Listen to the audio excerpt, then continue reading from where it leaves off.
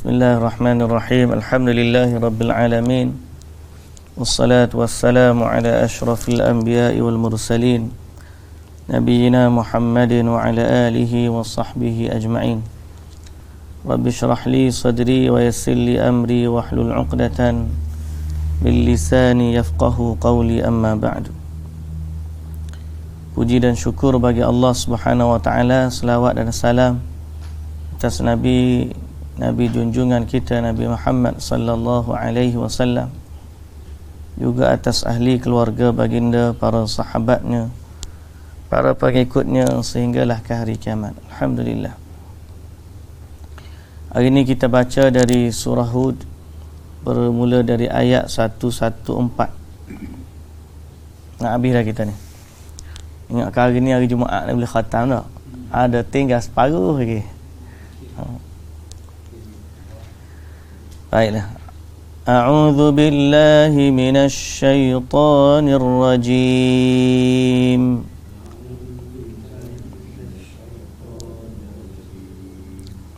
Bismillahirrahmanirrahim.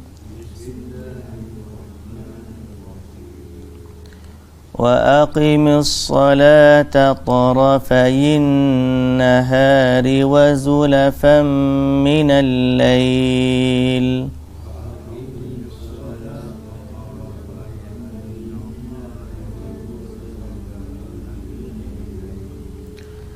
إِنَّ الْحَسَنَاتِ يُذْهِبْنَ السَّيِّئَاتِ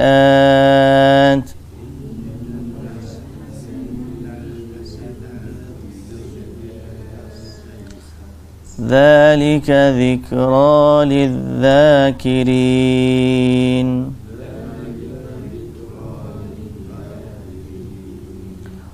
واصبر فإن الله لا يضيع أجر المحسنين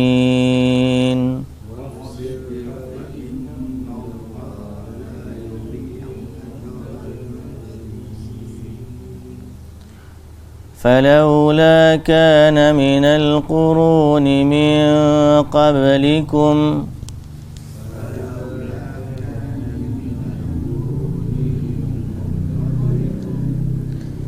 أولو بقية ينهون عن الفساد في الأرض إلا قليلا ممن أنجينا منهم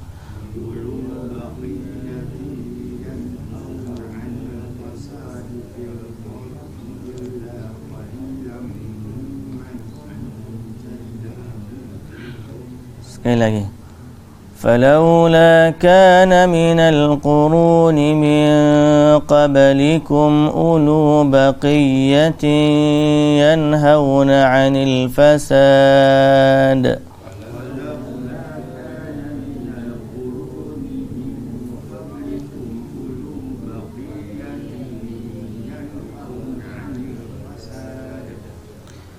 ينهون عن الفساد في الأرض إلا قليلا ممن أنجينا منهم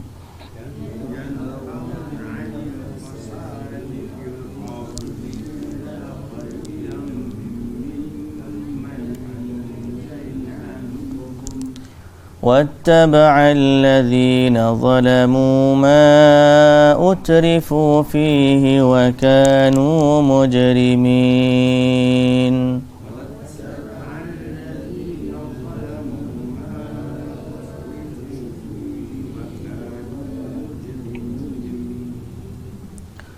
وما كان ربك ليهلك القرى بظلم وأهلها مصلحون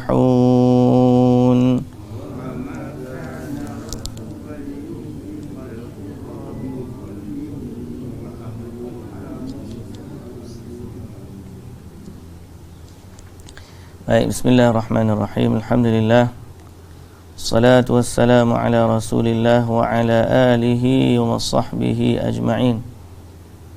Puji dan syukur bagi Allah Subhanahu wa taala, selawat dan salam atas Nabi kita Muhammad sallallahu alaihi wasallam, juga atas ahli keluarga baginda, para sahabatnya, para pengikutnya yang setia sehinggalah ke hari kiamat. Alhamdulillah. Muslimin dan muslimat yang dirahmati Allah Subhanahu wa taala sekalian. Alhamdulillah. Hari ini kita baca dari ayat surah Hud ayat 114. Semalam ayat 113 berkisar tentang jangan cenderung kepada orang-orang yang zalim.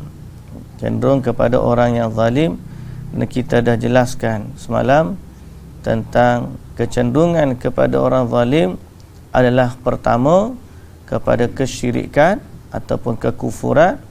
Yang kedua adalah kezaliman secara umum, termasuklah kezaliman seorang muslim kepada muslim yang lain. Dan ujung semalam kita sebut tentang tarian naga. Hari ni ramai lah. Hari ni gaya Cina. Semalam saya duk ajak anak-anak duk tengok asal usul tarian naga. Asal usul tarian naga macam-macam lah. Dia ada tarian naga, ada tarian singa. Kenapa dia buat tarian naga ni?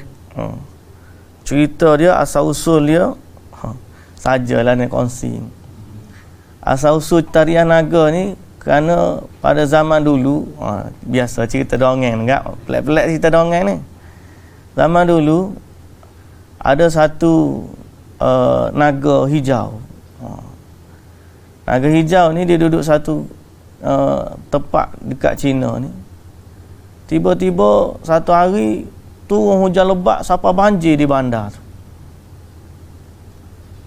Bila banjir tu, tapi dalam masa yang sama naga ni kita tengok pinggir bandar ni tak banjir. Pinggir bandar ni tak banjir. Jadi dia pun pelik, buat apa bandar banjir, pinggir bandar tak hujan, kemarau. Mesti ada something tak betul. Dia pun naik ke langit. Naik ke langit. Tengok raja dewa hok jaga hujan ni. Dia mabuk. Pelik sungguh ceritanya.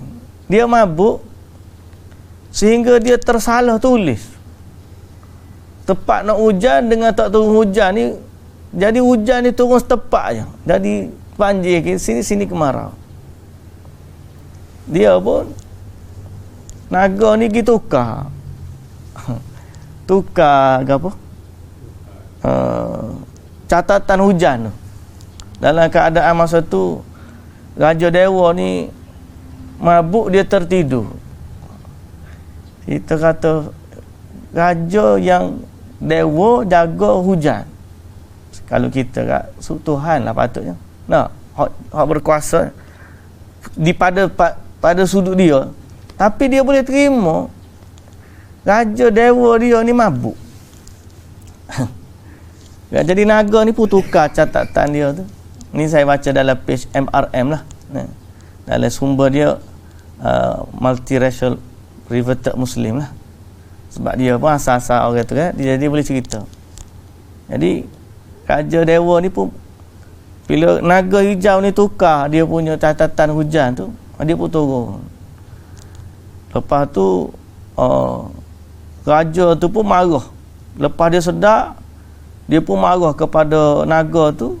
Kemudian dia turun, dia berlawan macam mana tahu. Akhir sekali orang pun kenanglah naga ni, sebab naga ni lah kita tak turun banjir, tak kena banjir. Jadi dia pun puja naga ni, buatlah tarian naga. Syirik ke tak syirik?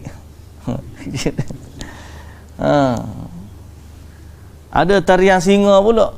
Tarian singa ni lain macam pula. Nak halau roh jahat.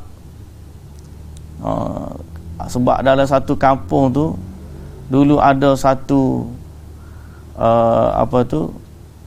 antara kerajaan Tokhara dengan kerajaan Cina ni ada hubungan. Lepas tu kerajaan Tokhara ni dia ada sejenis binatang singa berbulu emas. tapi liar.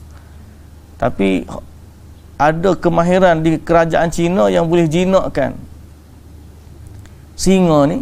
Jadi kerajaan Tohara ni hatta singa ni pergi ke Cina untuk dijinakkan. Jadi sebagai hubungan baik ni, Cina pun sanggup untuk jinakkan binatang ni. Dia pun balik.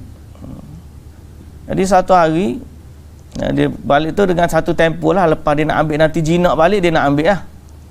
Dan satu hari penjaga ni dia nak bagi daging ke singa. Tiba-tiba singa tu terkam nak makan orang yang bagi daging tu.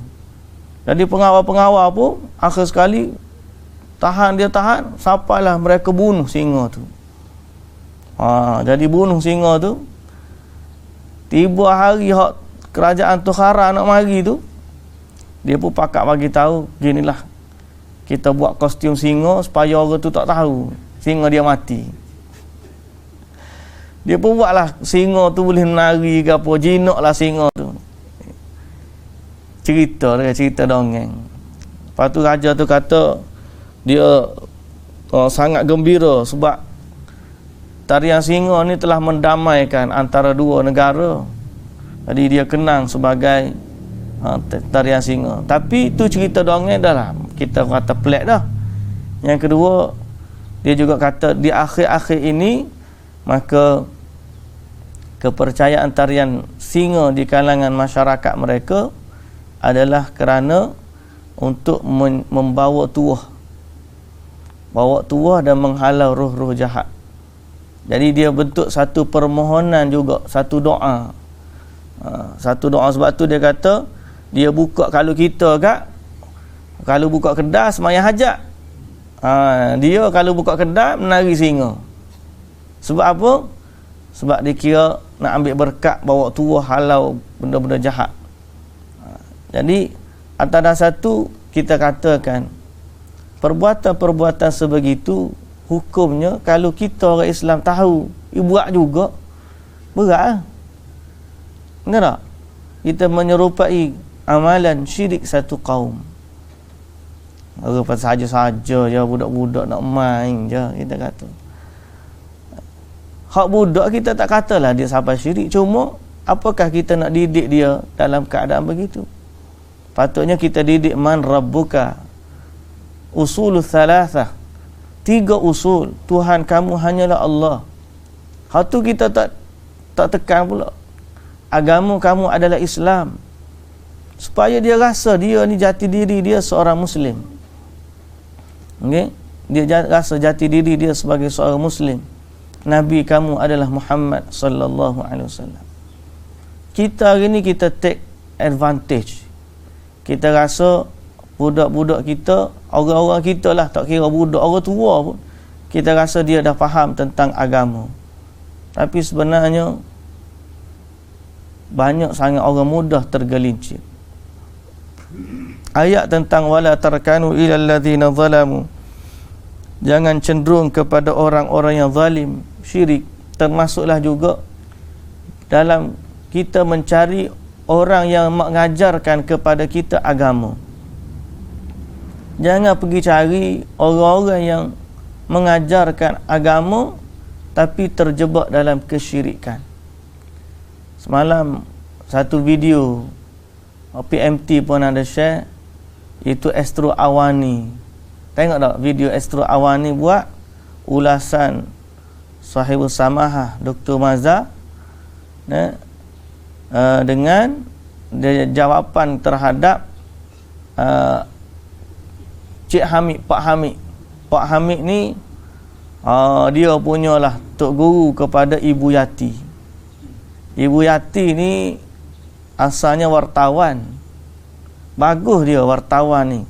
Banyak membongkar ajaran sesat sebelum daripada ni. Dia sendiri tu adalah wartawan yang baik, yang bagus, yang bongkar banyak benda tak betul, dan juga siapa boleh menerima anugerah kewartawanan. Di sisi warga wartawan, dia ni tidak asing lagi. Tapi oleh kerana dia ni tak tahu macam mana, duduk ngaji dengan Hamid ni.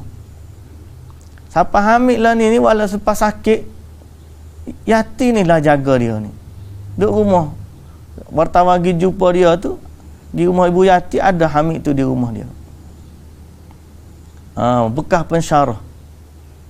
Tapi dia punya pemikiran pelik. Bermula daripada mengucap lagi. Dia kata mengucap kita ni tak betul. Apa kalau kalimah syahadah? Ngaku Nabi Muhammad tu. Nabi lain tak ngaku ke? Kita dah baca dah belum ni. Allah Subhanahu Wa Taala sebut dalam Quran bagaimana kaum Nabi Nuh mendustakan para rasul. Kaum Nabi Syuaib mendustakan para rasul. Padahal dia ingkar kepada rasul dia je.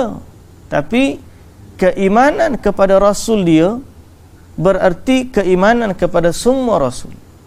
Kekufuran kepada rasul dia berarti kekufuran kepada semua rasul. Dan kita juga kata bahawa lafaz Muhammad Rasulullah adalah ikrar kita terhadap syariat. Sebab semua rasul bawa akidah yang sama. Lafaz akidah adalah tauhid la ilaha illallah. Tapi yang kedua adalah deklarasi syariat. Bahawa kita beriman kepada Allah mengikut syariat Nabi Muhammad sallallahu alaihi wasallam. Dan siapa yang beriman kepada Nabi Muhammad sallallahu alaihi wasallam, maka secara automatik dia beriman dengan semua rasul. Bukan secara automatik lah, maknanya bersama keimanan itu dia mesti beriman dengan semua rasul. Tapi dia kata tak, kenapa tak kata asyhadu anna Muhammadar Rasulullah, asyhadu anna Isa Rasulullah, Ibrahim Rasulullah, Nuh Rasulullah. Terkata pening. Sehingga akhirnya banyak lagi lah benda-benda yang dia sebut. Kita kata kalau beginilah tahap keimanan dalam jiwa seorang warga yang mengaku Muslim, yang orang ada pendidikan, maka beratlah. Tapi Alhamdulillah, bila kita baca komen-komen tu, kita tengok masih lagi ramai orang yang sedar bahawa ni adalah sesat, tak betul, salah. Alhamdulillah.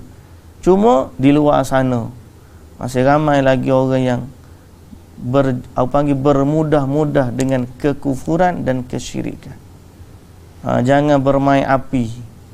Benda-benda macam ni, dia bukan kita kata tak apa, dia tu begitulah, dia begitu.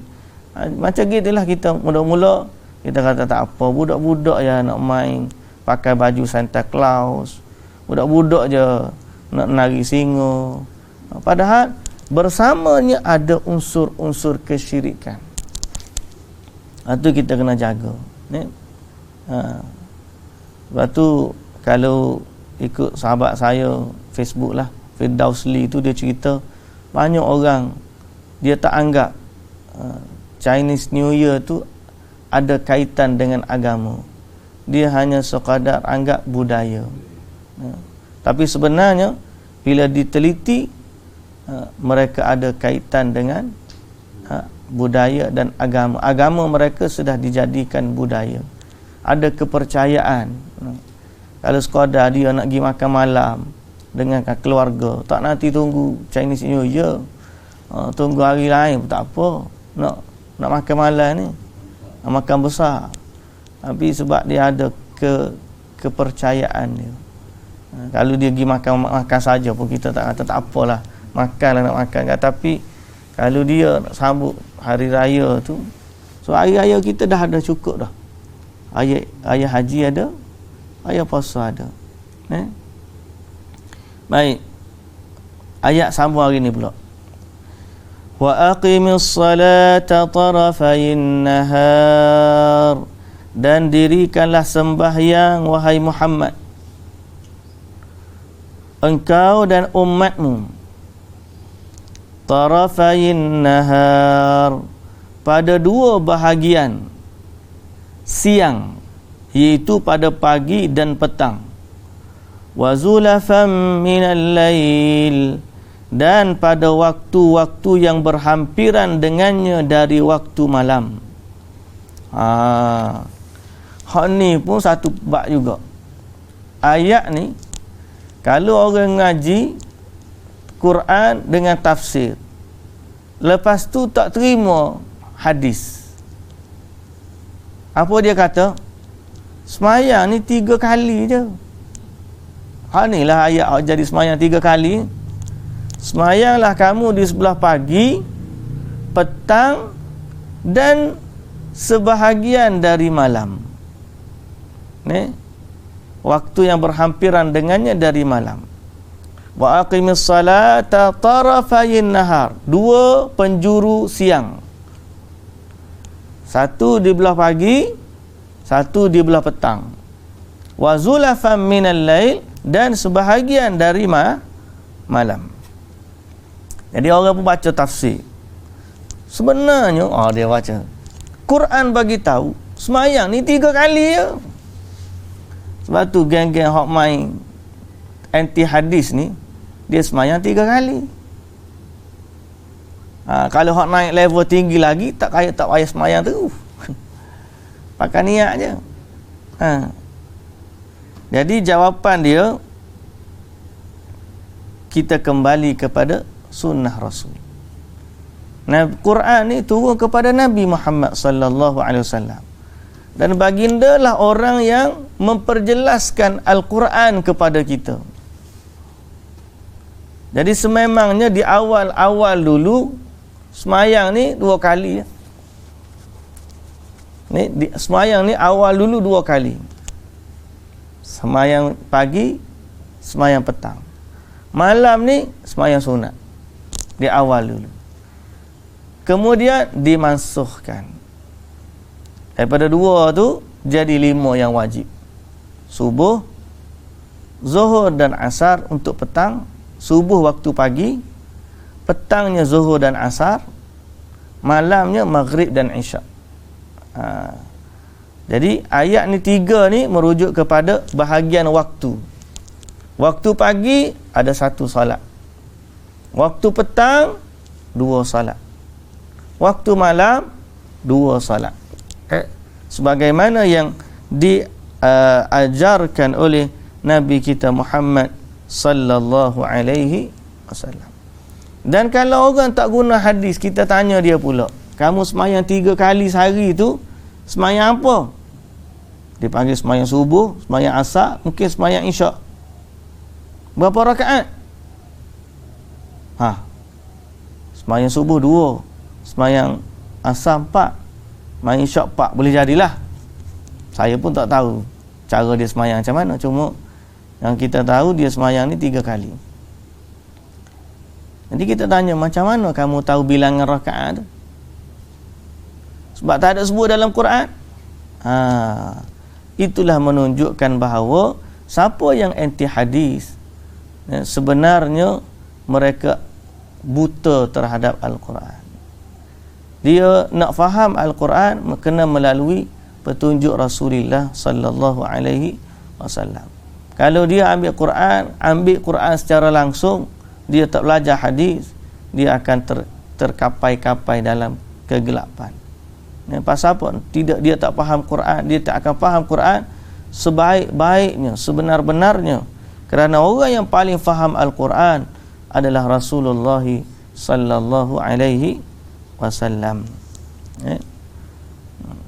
Baik, jadi kena hati-hati. Kemudian Allah Subhanahu wa taala kata,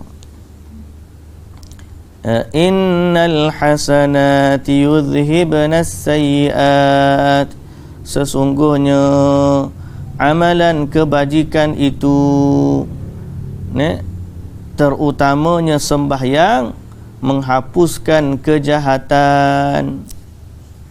Ayat ni ada umum, ada khusus.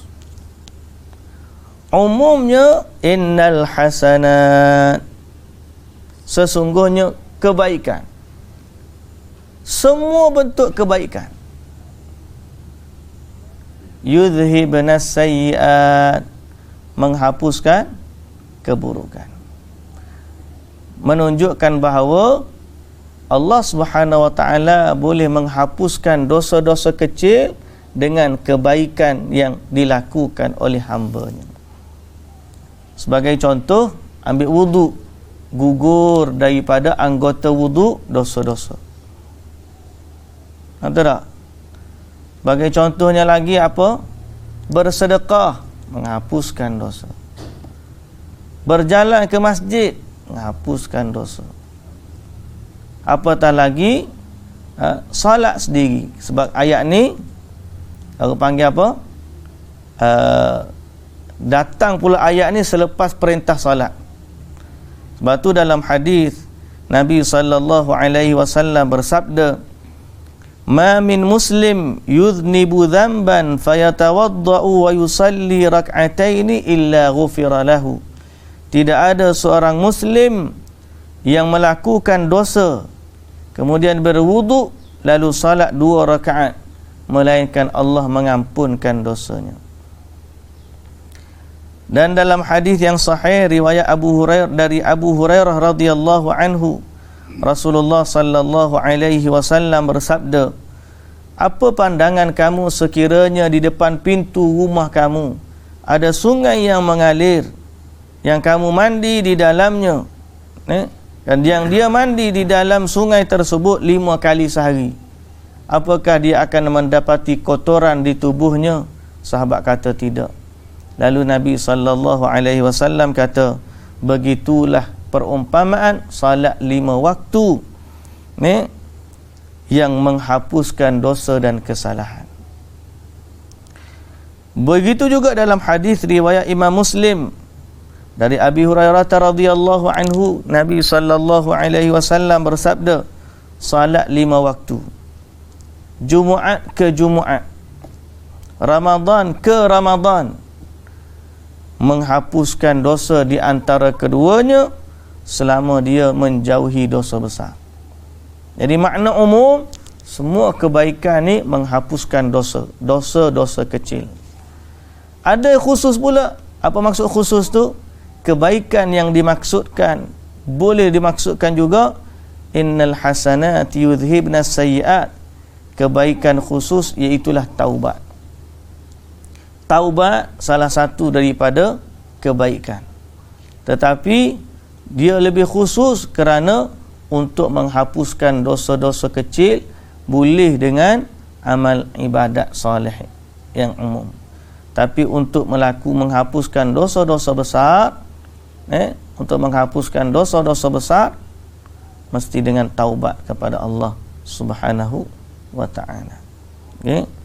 Mesti dengan taubat kepada Allah Subhanahu wa ta'ala. Dzalika dzikra lidzakirin. Yang demikian itu adalah peringatan bagi orang-orang yang mahu beringat. Baik. Kemudian wasbir fa innallaha la yudhi'u ajral muhsinin. Sabarlah wahai Muhammad, engkau dan umatmu, dalam mengerjakan perintah Allah, kerana sesungguhnya Allah tidak akan menghilangkan pahala orang-orang yang berbuat kebaikan. Jadi sabar, Allah tidak akan mensia-siakan pahala orang yang berbuat kebaikan. Sabar dalam apa? Sabarlah dalam berdakwah. Sabar sebagaimana umat terdahulu telah mendustakan Rasulnya, maka sabarlah kamu wahai Muhammad dalam menghadapi umatmu. Dan sesungguhnya Allah tidak akan mensia-siakan pahala orang yang berbuat kebaikan. Falaula kana minal quruni min qablikum, maka sepatutnya ada di antara umat yang telah dibinasakan dahulu daripada kamu itu orang-orang yang berkelebihan akal, yang melarang kaumnya dari perbuatan-perbuatan jahat di muka bumi. Tetapi sayang, tidak ada yang melarang melainkan sedikit sahaja, iaitu orang-orang yang kami telah selamatkan di antara mereka. Dan orang-orang yang tidak melarang itu telah menitik beratkan segala kemewahan yang diberikan kepada mereka, dan jadilah mereka orang-orang yang berdosa. Okey. Jadi Allah Subhanahu wa taala kata, falaula kana minal qurun, maka sepatutnya, terjemah maka sepatutnya, ataupun kita kata kalaulah ada, kalaulah ada, falaula kana minal qurun, kalaulah ada. Itu terjemah apa? Mengapalah tiada. Mengapalah tiada. Kalaulah ada, boleh kurang samalah. Kalaulah ada dari kalangan umat terdahulu,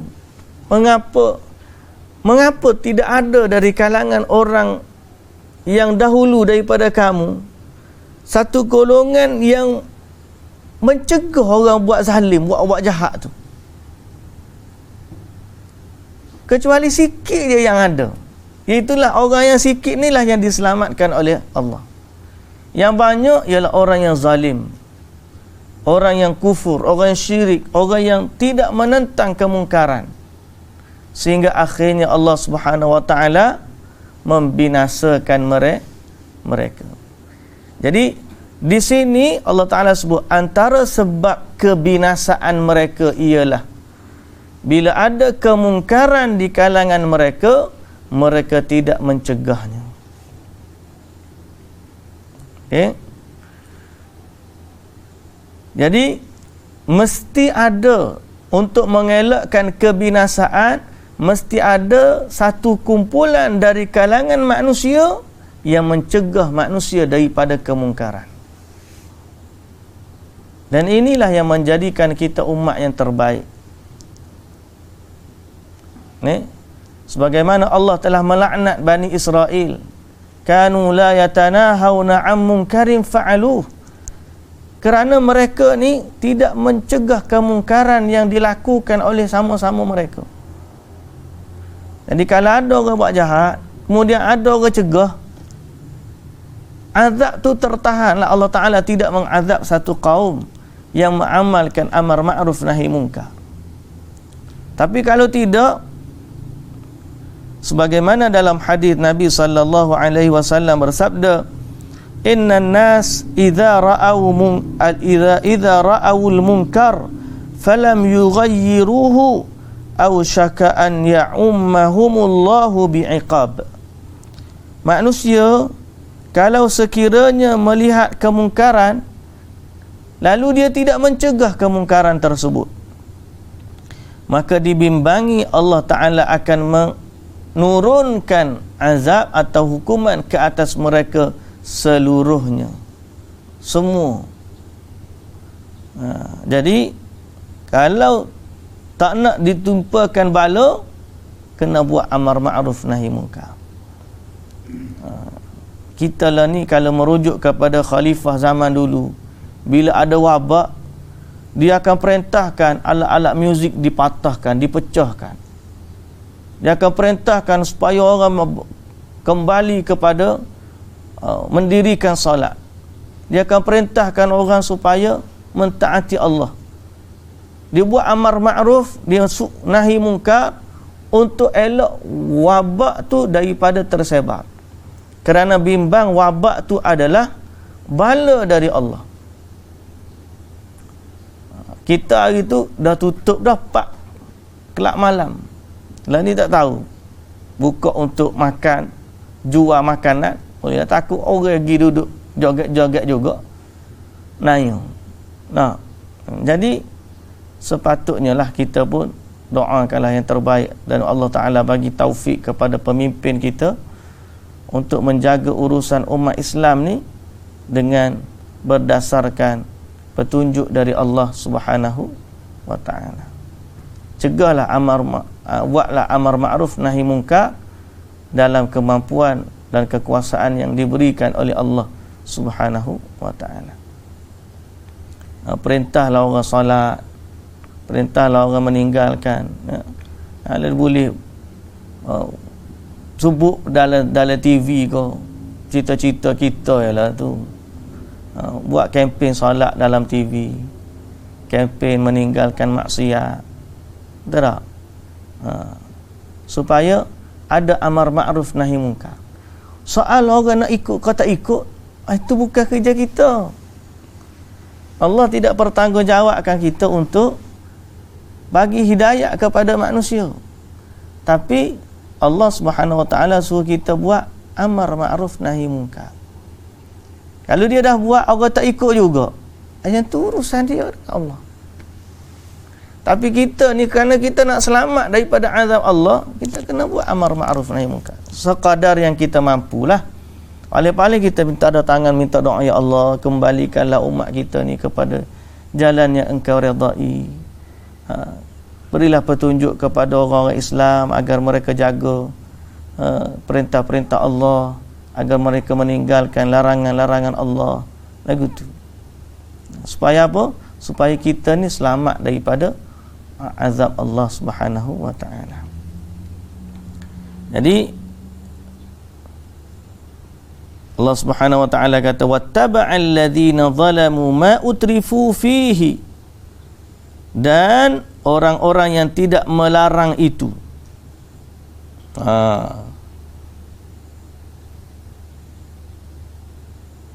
telah menitik beratkan segala kemewahan. Ikut je kemewahan mereka. Sebab dia tak larang tu sebab apa? Sebab dia ikut kemewahan.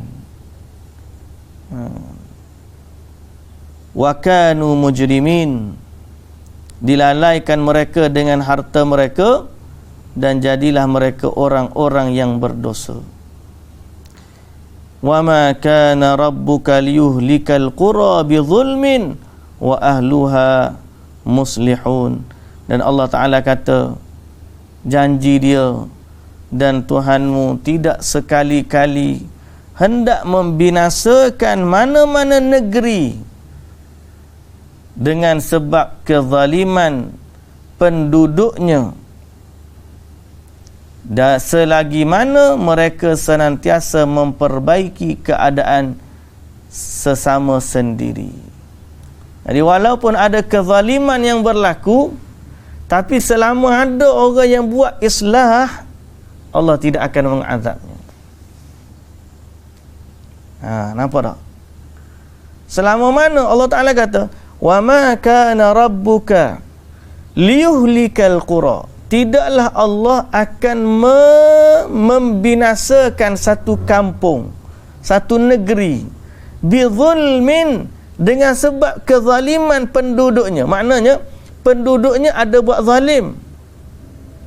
Wa ahluha muslihun, tapi ada di kalangan mereka yang melakukan islah, memperbaiki keadaan, maka Allah tidak akan mengazab mereka.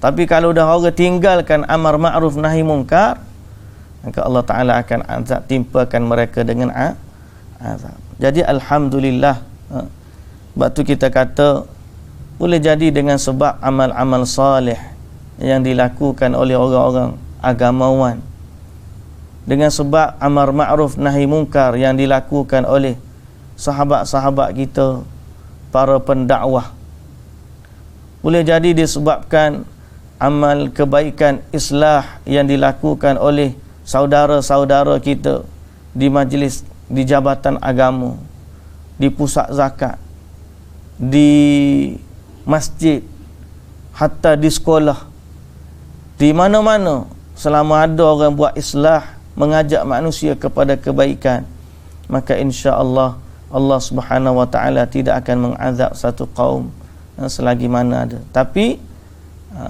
yang kita bimbang, para ulama, para pendakwah ni akhirnya mati seorang mati. Mereka telah pergi. Kita yang tinggal ni kita bimbang. Kerana apa? Islah tu diangkat sedikit demi sedikit.